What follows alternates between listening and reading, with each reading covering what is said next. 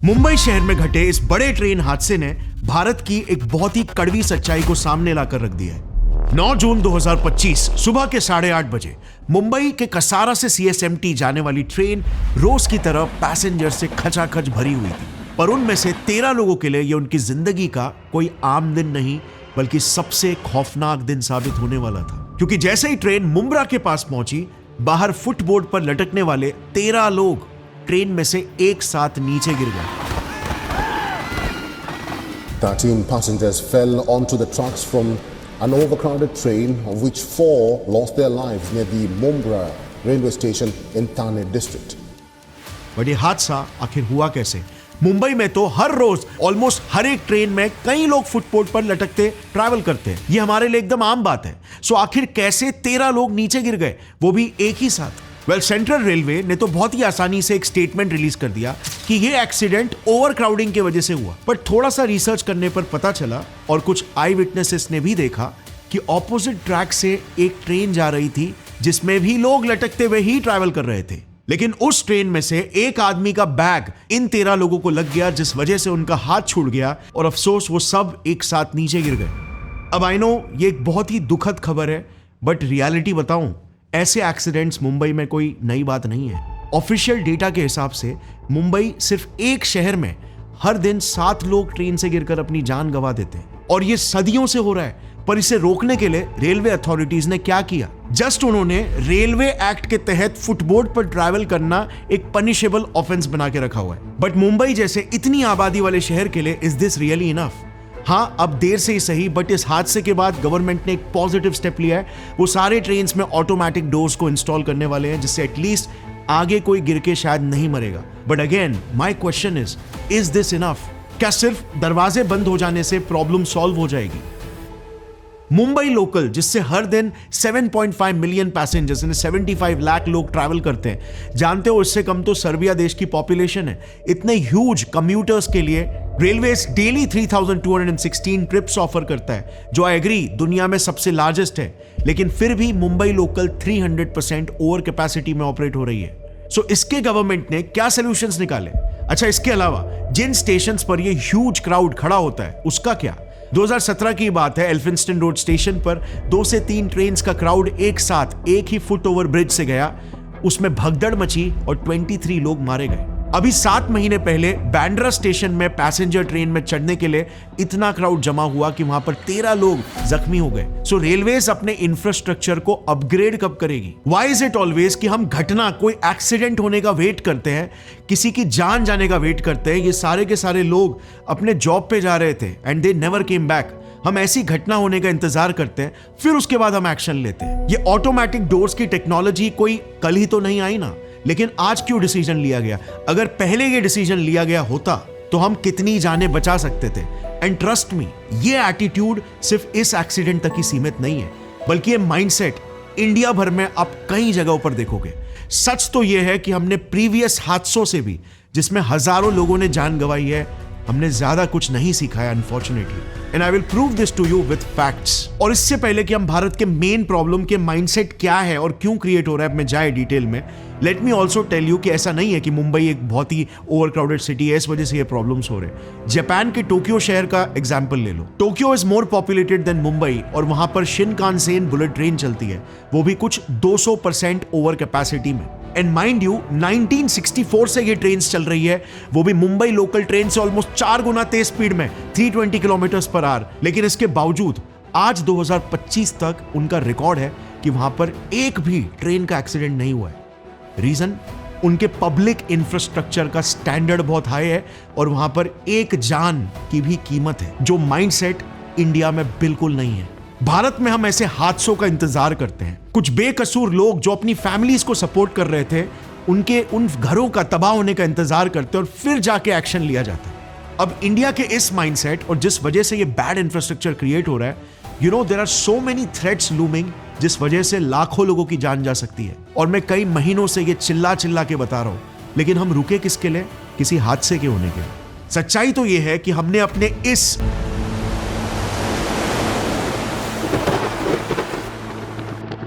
सबसे बड़े डिजास्टर से, जो नेग्लिजेंस की वजह से हुआ था, कुछ नहीं सीखा। भारत में आज भी ऐसे डैम्स हैं जो किसी भी वक्त फट सकते हैं और ऐसे ब्रिजेस हैं जो कभी भी कोलैप्स कर सकते हैं। और इस बड़े लेवल पर इंफ्रास्ट्रक्चरल मिसमैनेजमेंट का रूट कॉज क्या है, आपको पता है? इस वीडियो में मैं आपको डिटेल में एक्सप्लेन करूंगा कि क्या कॉज है। बट उससे पहले चलिए इतिहास से थोड़ा सीखते हैं कि हमें लापरवाही की क्या सजा भुगतनी पड़ी थी इंडिया के सबसे बड़े डिजास्टर के रूप में, जो कि नेग्लिजेंस की वजह से क्रिएट हुआ था। 16 अगस्त 1979 इंदिरा गांधी अपने नाक पर रुमाल रखकर गुजरात के मोरबी शहर में आई। इसका कारण 11 अगस्त 1979 3:15 गुजरात के मोरबी डैम की दीवारें भयंकर बारिश के दबाव को झेल नहीं पाई और फट गई। 3:30 30 फीट लंबी पानी की लपटें लीलापुर और मोरबी गांव की तरफ तेजी से बढ़ी और सिर्फ 15 मिनट के ही अंदर लाखों घरों, फैक्ट्रीज, रेसिडेंशियल कॉम्प्लेक्सेस, इंसानों और जानवरों को अपने साथ बहाकर लेकर गई। लीलापुर और अदेपुर नामक दो गांवों का नामो निशान तक नहीं रहा। 16 अगस्त 1979 मोरबी का पूरा शहर एक वीरान कब्रिस्तान बन चुका था, जो मौत के अंधेरों से निकलकर दोबारा जिंदा होने की कोशिश कर रहा था। सौराष्ट्र का पेरिस माना जाने वाला मोरबी शहर निमिष मात्र में ही ध्वस्त हो गया। गलियां हजारों लाशों से ढकी हुई थी, दुकान मकान सारे तबाह हो चुके थे और बिजली के तारों में जानवरों की लाशें लटकी हुई थी। पूरे शहर में सड़े हुए मांस की बदबू का काला साया छाया हुआ था। बट मुझे ये कहते हुए बहुत अफसोस हो रहा है कि इस इतने बड़े हादसे से, मोरबी के इतने बड़े प्रलय से हमने कुछ नहीं सीखा है। हम आज भी वहीं के वहीं हैं, अपने रोज की जिंदगी में व्यस्त, मजे में मस्त। हम इंडिया में आने वाले गहरे आपदा को नजरअंदाज कर रहे हैं। जब मोरबी डैम फटा था तब उसकी उम्र कितनी थी आपको पता है? 7 साल। 7 साल में ही उस डैम ने अपना दम तोड़ दिया और हमारे देश के 25,000 लोग मौत के घाट उतर गए।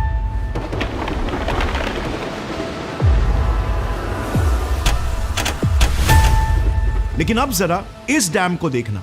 यह है कर्नाटका का थोनूर टैंक डैम, जो 1000 साल पुराना है।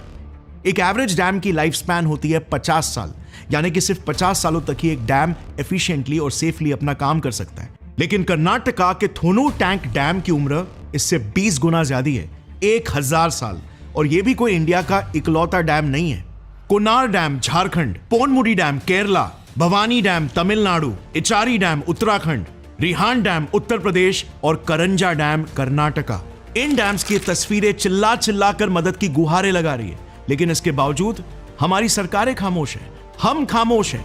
यहाँ पर 5000 लोग फंसे हुए हैं और अगर सुबह तक फायर फोर्स या आर्मी को नहीं भेजा गया तो सुबह सूरज उगेगा तो 5000 लोगों की मौत की खबर भी आएगी।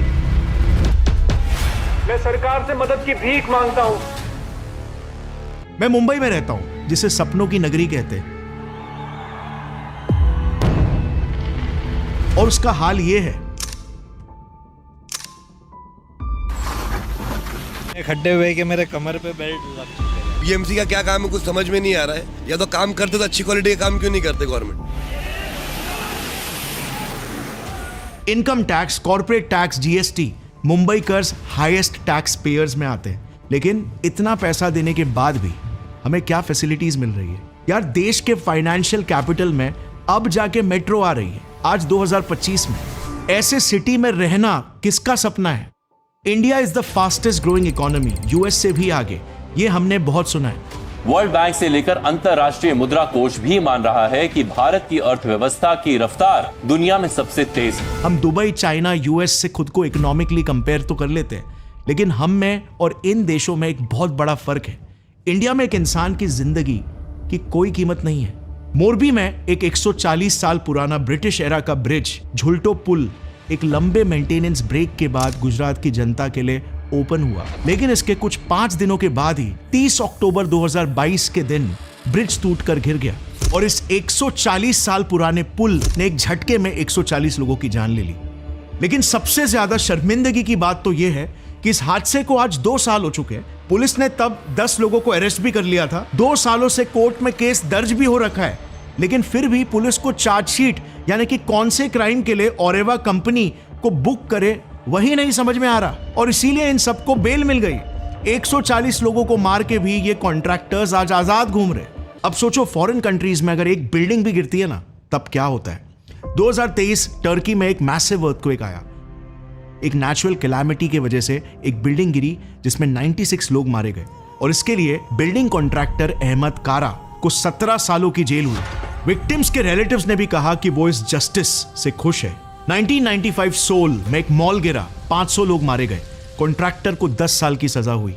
2002 दुबई में एक सैलिनेशन प्लांट की छत कंस्ट्रक्शन के वक्त ही नीचे गिर गई और 9 वर्कर्स मारे गए। इसके लिए भी कॉन्ट्रैक्टर को 3 साल की सजा हुई और उसे 63 लाख रुपीस का कॉम्पेंसेशन भरना पड़ा हर एक विक्टिम की फैमिली को एज मनी। बट इंडिया में यही हमारे सिस्टम का सबसे बड़ा फ्लॉ है। There is literally no major legal repercussions because there is no national law. कभी सोचा है कि क्यों मल्टीनेशनल इंफ्रा कंपनीज जो दुबई, सिंगापुर, सऊदी जैसे देशों में बड़े बड़े मेगा प्रोजेक्ट्स बहुत ही सक्सेसफुली बना लेते हैं, वही कंपनीज के प्रोजेक्ट्स इंडिया में क्यों फेल हो जाते हैं? दिस इज बिकॉज इंडिया में इंफ्रास्ट्रक्चरल प्रोजेक्ट्स के लिए कोई डेडिकेटेड नेशनल लॉ या कॉन्ट्रैक्ट लॉ ही नहीं है। Delhi airport roof collapse, Jabalpur airport roof collapse, canopy collapse in Rajkot airport, bad condition of Ayodhya new roads, leakage in Ram Mandir, cracks in Mumbai train harbour link roads, 3 new bridges falling down in Bihar 2023 and 24, Pragati Maidan tunnel submerged. All this has been collapsed. और हमारे देश के politicians 40 lakh का bribe लेते हुए रंगे हाथों पकड़ने के बाद भी जब इनके घर पर रेड पड़ी तब उनके घर से 6 करोड़ रुपए हार्ड कैश में बरामद हुए। Eye-popping mountain of cash worth 6 crore rupees was found after searches at the home of a bureaucrat. 2015 में कर्नाटका के एक मिनिस्टर की वाइफ को एक स्टिंग ऑपरेशन में 7 लाख रुपए की घूस लेते हुए पकड़ा गया। इसी साल मार्च में ही दिल्ली के farmer public works department minister Satyendra Jain को करप्शन के केस में अरेस्ट किया। उनके क्लोज एसोसिएट के घर में 2.5 करोड़ रुपए कैश और करीब 1 किलो सोना पकड़ा गया। मंत्री छोड़ो, पीडब्ल्यूडी जैसे ऑफिशियल डिपार्टमेंट्स में काम करने वाले कुछ इंजीनियर्स को ही देखो। नोएडा के एक पीडब्ल्यूडी इंजीनियर के पास 200 करोड़ रुपए की प्रॉपर्टी, मर्सिडीज, ऑडी जैसे 5 अल्ट्रा प्रीमियम कार्स, खुद का एक स्कूल, एक लग्जरी होटल और एक बैंक्वेट हॉल मिला। बट इनकी ऑफिशियल सैलरी कितनी है पता है? 60,000 रुपए। He earns just 65,000 a month, but these assets owned by this assistant engineer of the Noida Authority will take your breath away. Internet भरा पड़ा है ऐसे स्टिंग ऑपरेशंस और वीडियोस से। इन सरकारी ऑफिसर्स का बस यही चल रहा है, पुल बने या टूटे, साहब की घूस ना छूटे।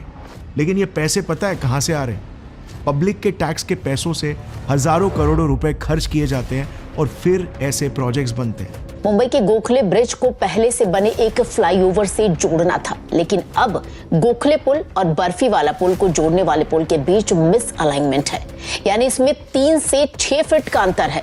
और इसीलिए मैं कह रहा हूं, इन सब के पीछे हमारी भी गलती है, हमारे सोच की गलती है।